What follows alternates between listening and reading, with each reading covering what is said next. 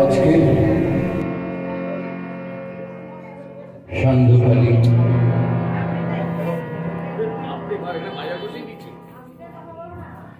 এই মহতী অনুষ্ঠানে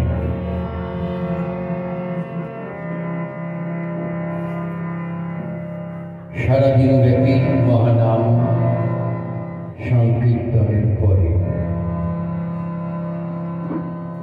আমরা ভাই বোনেরা সমবেত হয়েছি সেই বিশ্ব বিরাটের বার্তা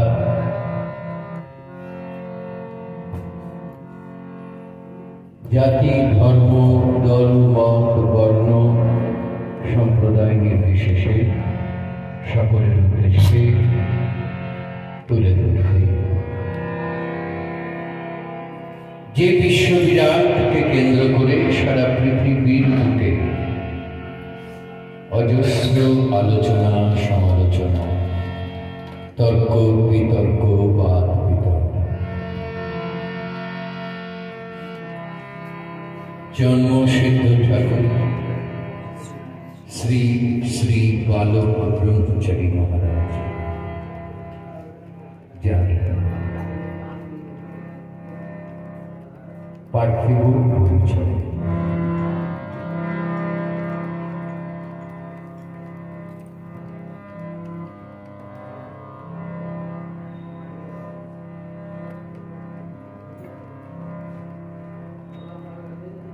এই পৃথিবীর বুকে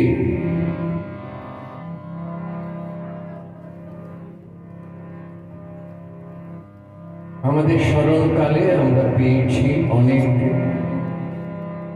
গুরু, মহান ভগবান, অবতার, মনীষী, মহাপুরুষ, অনেককে, কিন্তু এমনভাবে বিতর্কের অবকাশ আর কারো ক্ষেত্রে ঘটেনি। এর কারণ কি?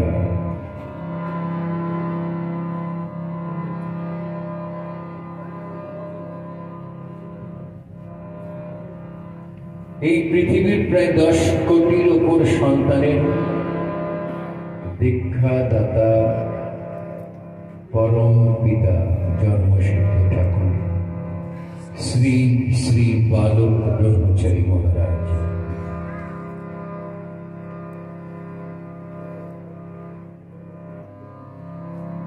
তথাকথিত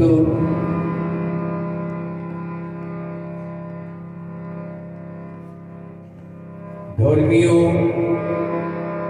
বা রাজনৈতিক বা সামাজিক প্রেক্ষাপটে নয়, একেবারে ভিন্ন ধারায়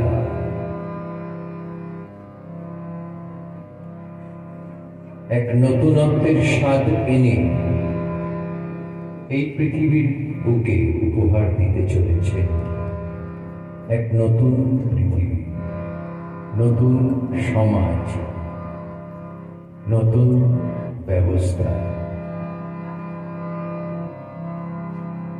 যা প্রকৃতি ভিত্তিক, বেদ ভিত্তিক, গণিত ভিত্তিক এবং যুক্তি ভিত্তিক, আবেগের জোয়ারে ভেসে গিয়ে তাৎক্ষণিক কিছু মানুষকে হয়তো সম্মোহিত করা যায়, কিন্তু সার্বিক সমাধান হয় না। আজ পর্যন্ত এই পৃথিবীর মাটিতে জন্মসিদ্ধ হয়ে কেউ আসেনি। বালক ব্রহ্মচারী মহারাজ সেদিক থেকে একমেব দ্বিতীয়ম অবাঙ্গ মানস গোচর, জন্ম থেকেই সিদ্ধি মুক্তির গণ্ডি অতিক্রম করে পৃথিবীতে আবির্ভূত হয়ে হাজার হাজার লক্ষ লক্ষ কোটি কোটি মানুষকে বিনা দক্ষিণায় দীক্ষা দিয়ে বালক মশাই, বালক ঠাকুর ব্রহ্মচারী গোসাই ইত্যাদি নামে যাকে সবাই আপন করে নিত, সেই বালক ঠাকুর দীপ্ত কণ্ঠে মুক্ত মঞ্চে দাঁড়িয়ে প্রকাশ্যে জানান দিলেন এর কর্মকাণ্ড যে আর সবার থেকে আলাদা সেই বিষয়। কি বলবেন? আমি তোমাদের এই পৃথিবীতে গুরু মহান ভগবান অবতার বনতে আসেনি, বানাতে এসেছি।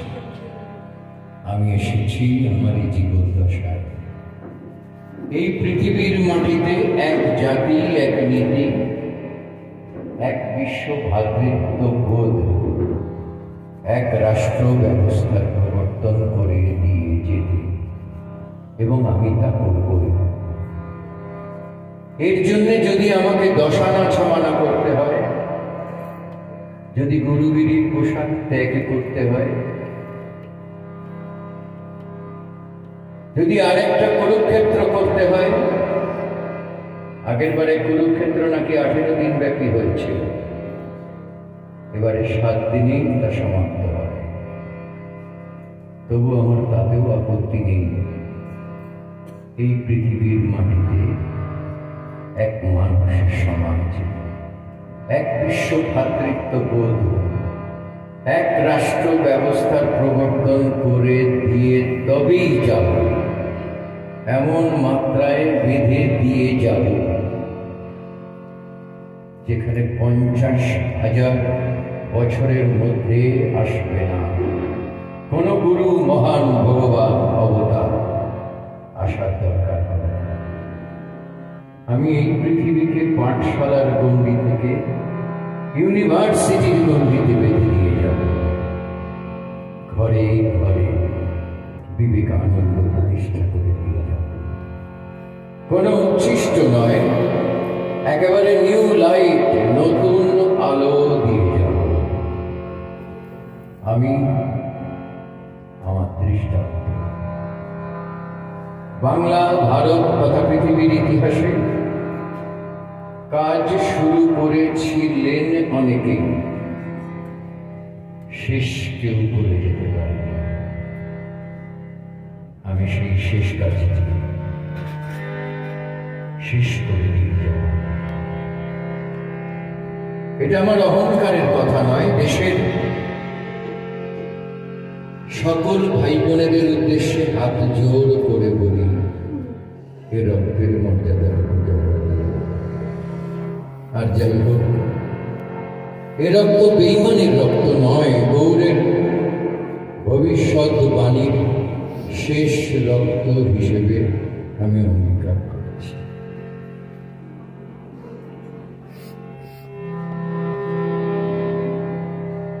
ইতিহাস বিশ্লেষণে আমরা পাই প্রেমাবতার শ্রী চৈতন্য মহাপ্রভু তার একান্ত অনুরাগী ভক্ত, তাঁরই মামা বিষ্ণুদাস ঠাকুরকে কথা দিয়েছিলেন যে তিনি তার মাতুল বংশে 13 উত্তর পুরুষে এই পৃথিবীর বুকে আবার অবতীর্ণ হবেন তার অসম্পূর্ণ কাজ সম্পূর্ণ করার তাগিদে। সেই ভবিষ্যৎবাণীর ধারা ধরে এবং সাধু সন্তের মহাসংগম এই বইটি পড়ে নিলে আমরা জানতে পারব, শঙ্করনাথ রায় এর লেখা সাধু সন্তের মহাসংগমে বইটি পড়লে আমরা জানতে পারব হিমালয় পাহাড়ের মহাযোগী আদিত্যনাথ বাবা প্রভুপাদ বিজয় কৃষ্ণ গোস্বামী, ত্রিকালদর্শী মহর্ষি লোকনাথ ব্রহ্মচারী, মহাযোগী ত্রৈলঙ্গ স্বামী, মহাসাধক বামাকাকা, এরা সবাই এক বাক্যে ভবিষ্যৎবাণী করে রেখেছেন বহু যুগ আগে যে আসছে পৃথিবীর বুকে পূর্ণ ব্রহ্ম জ্যোতির্ময়, যিনি নিজেকে প্রচ্ছন্ন রেখে ধ্বংসের লীলা বইয়ে দিয়ে অবশেষে সচ্চিদানন্দ ঘন ভগবান সকলের ভবিষ্যৎবাণী মূর্ত প্রতীক হয়ে এই পৃথিবীর বুকে এলেন যে আলোকবর্তিকা, যে অবাং মানুষ বোঝে তার কথা স্বল্প সময় পণ্ডিত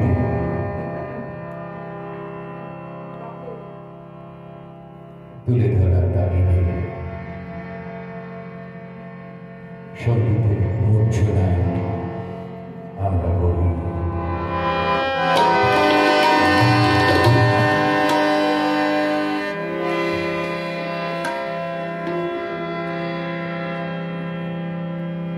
ভক্তি প্রেমে অর্ঘ সাজা, ভক্তি প্রেমে অর্ঘ সাজা, এই মনে মুনিহারে